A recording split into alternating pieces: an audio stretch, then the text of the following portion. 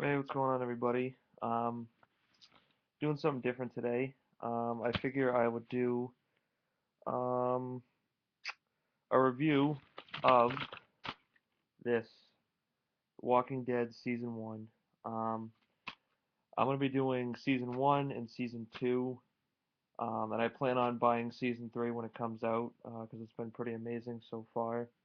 But this is season one. You guys can see.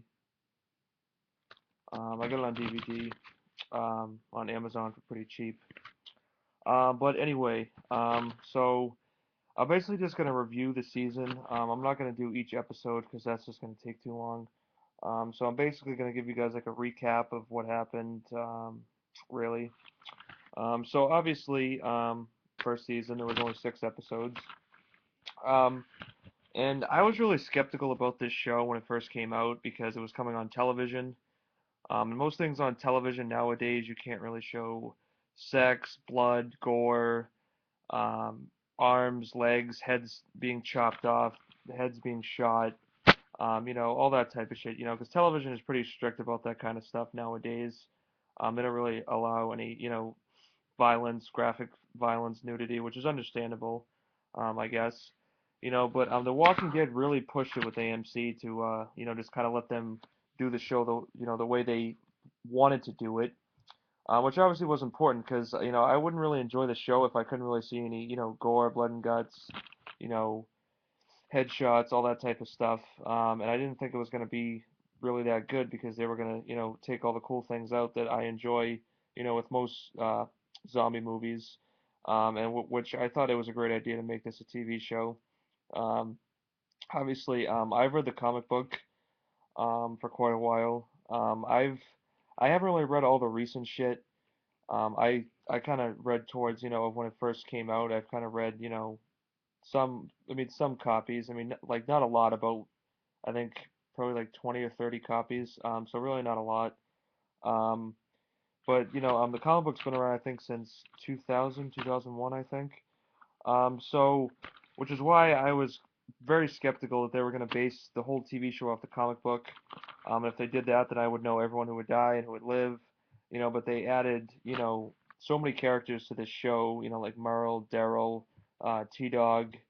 Um, I think that's and a couple other characters. Um, but they had a very low budget, which is why it was only 6 episodes.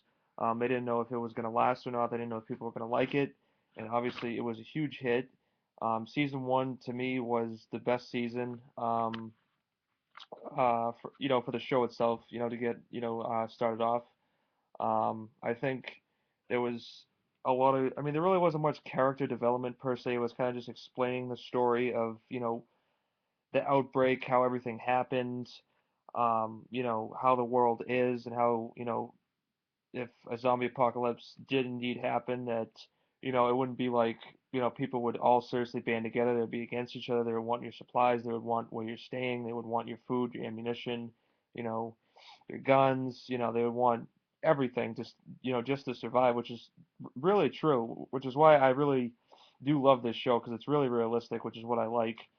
But season one basically focuses around Rick Grimes, who's Andrew Lincoln, obviously, who's basically was shot before the zombie outbreak, and he was put in a hospital. And then the military came in, flew in, was trying to get the virus or whatever you want to call it contained, and they were killing people. And his best friend, his partner Shane, played by John Berthel, didn't think he was alive. He went back to the hospital to try to get him. He wasn't breathing, so he thought he was dead. So obviously he wasn't going to leave his friend to just be eaten. So he blocked the door with like a, what do you call it? It's like a hospital bed, but it's on wheels. I forget what it's called. So he left the hospital because he knew that he wasn't going to be able to get him out if he wasn't, like alive or wasn't breathing, because there was so much military people dying, being killed everywhere. So obviously, he kind of made his choice with that.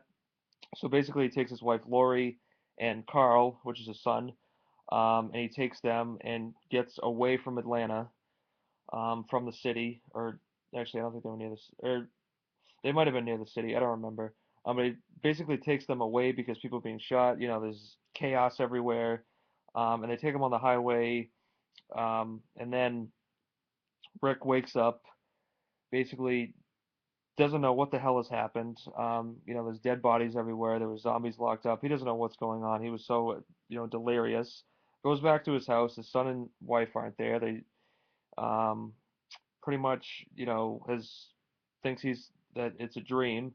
And then he basically meets Morgan, who's and Dwayne, who's this black guy and his son, who basically tell him what's going on and how there's been an outbreak, and he doesn't really believe it. He thought that he didn't really understand what they were saying. Um, and Morgan kind of takes him under his wing a little bit, kind of explains to him that the world isn't what it once was, and tells Rick that these people aren't humans, they're walkers, zombies, whatever.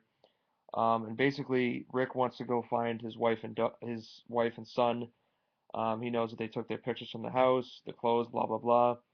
So he goes back to the police station, and pretty much takes almost all the guns from the police station, and gives one to Morgan. He asked Morgan if he would come with him. Morgan didn't want to because he didn't feel comfortable because he didn't really. He was rusty shooting a gun, and that's pretty much all we really see from, or I mean, that's pretty much the last time we see Morgan for a while. I know he recently just came back in the last episode of The Walking Dead in season three. So Rick basically um, wants to go off.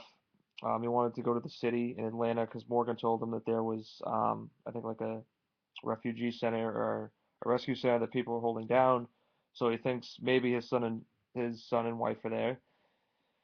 So he takes a horse, goes into the city, and Morgan tells him that a big group of them can kill you, whatever, blah blah blah. And basically he goes into the city and he sees this giant group of walkers, drops the bag of guns, gets into a tank, and then he finally meets Glenn. Now, Glenn, from the comic book, I believe he recently died in the latest issues. I forget which one. I hope he doesn't die in the TV show because Glenn's really turned into a really good character. So Glenn basically talks to him, calls him a dumbass, blah blah blah. You guys remember that? Pretty much saves his ass, takes him to the roof, where he meets other people. There were Andrea, T-Dog, Morales. I forget what that other black woman's name was, and Merle. Um, and he meets them. They all call him an idiot, blah blah blah. He knocks out Merle, handcuffs him to the roof. We all remember that. And basically, he wanted to get out of the city because he said that they were with a larger group and they had to get out because there were walkers trying to get into the building that they were at. So Glenn gets this, I think it was a Dodge Charger to lead them all away with the alarm on. Rick gets this big truck, gets them all in, leaves Merle on the roof, and then they go away from Atlanta, from the city, to where their camp is. And basically, he finds his son and his wife, which he couldn't be more happy about. And then after that, we finally meet Daryl. Um, well, I shouldn't say that. We meet Carol, Ed, which is her husband, Sophia, and I already said Andrea, Amy, and I think that's about, and Jim and Dale. And I think that's about it for main characters.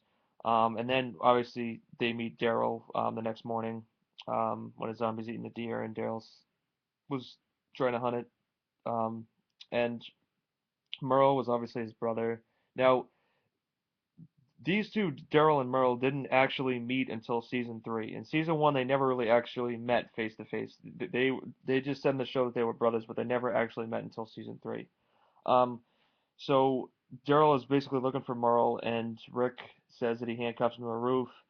And then in season one, Daryl was really like a loose cannon, a hothead. He didn't really like the group. And him and Merle were planning on robbing the group, as they said in season three. If he had came back to the camp, that they were going to rob them all and leave. So Daryl really wasn't a character that everyone really liked. He was just he didn't really like the group. He just cared about his brother, which is understandable. I mean, if my brother was handcuffed to a roof, I'd be pretty pissed off myself.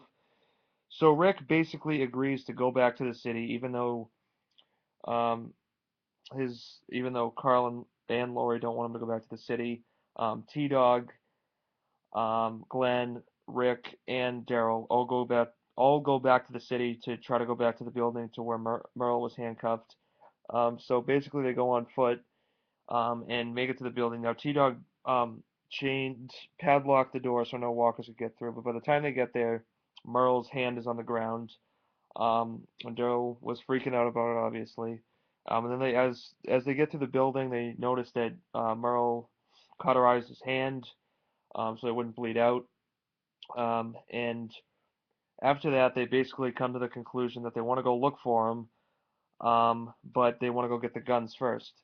And when Glenn agrees to go and try to get the guns, and then he eventually does, and then they run into these, what do you call them? I think they were the Mexicans, who basically wanted the bag of guns, took Glenn, and then they had one of their people, and basically they want to go back and get Glenn. They want to negotiate, and nothing really happens with that. They get there, they basically come through because this old woman thought that they were the police because she was delusional, and they make it, and they go through their, I don't know, you would call it their giant lair.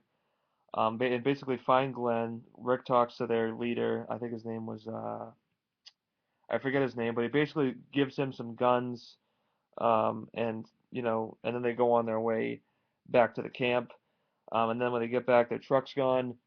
And then basically, um, they have to make it back to the camp because they think Marl is gonna take, the vengeance back to camp. And then a giant group of walkers comes through. Amy dies, Jim gets bit, kills a lot of people that we didn't really know. And they get back and they kill them, and then they basically have to bury their dead, burn all the bodies, blah blah blah. Um, Pretty much after that, Shane and Rick kind of have a conflict, because Shane felt that if Rick was there, then they would have cut their losses, blah blah blah. And then Jim was bit, so Rick kind of attempted to save him by bringing him to the CDC, which everyone thought that he was absolutely crazy. And then they end up leaving Jim there, which, I mean, I'm still kind of worrying about it if he is dead. I mean, I assume he's dead because he was bit, but we still don't really know. I mean, Jim could have survived, but he most likely is dead. Um, and Carol's husband Ed dies too. So then they go and they set out to make it to the CDC because they think that there's going to be a lot of people there. They're working on a cure, blah blah blah.